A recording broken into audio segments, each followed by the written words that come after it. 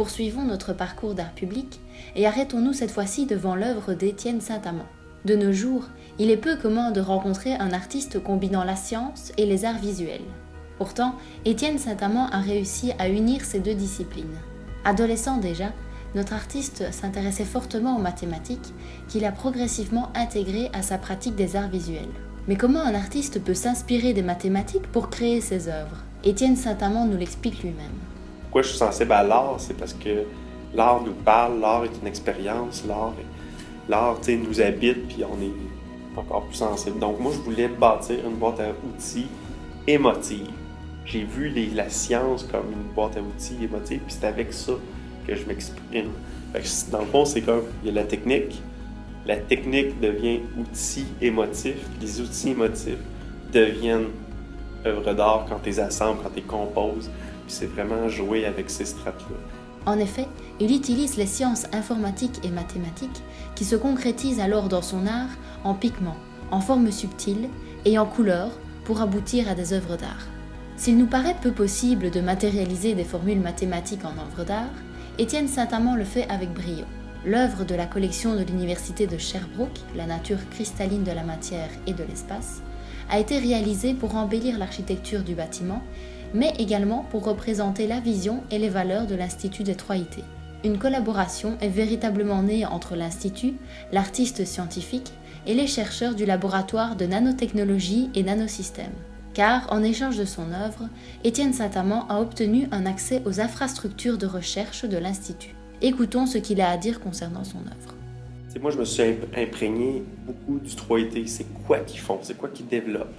Puis de l'architecture d'ici. Fait que je voulais un rappel. Je me suis mis des lignes directrices avant de commencer la composition de l'œuvre. Ça a été vraiment... premièrement, je voulais un rappel des couleurs. Les couleurs ici dominantes, c'est le rouge et deux tons de gris. Fait que je voulais, premièrement, avoir ces couleurs-là dans l'œuvre. Puis aussi, vu qu'il y a un schéma de couleurs ici, je trouvais que les gens avaient une carence de couleurs quand ils venaient travailler. Fait que j'étais allé vraiment, complémentarité avec des couleurs hyper autres que ce qu'il y avait. Fait que j'ai un petit fil, j'ai un fil conducteur, puis je les amène ailleurs. Puis je voulais que ce soit une œuvre qui avait un gros wow factor.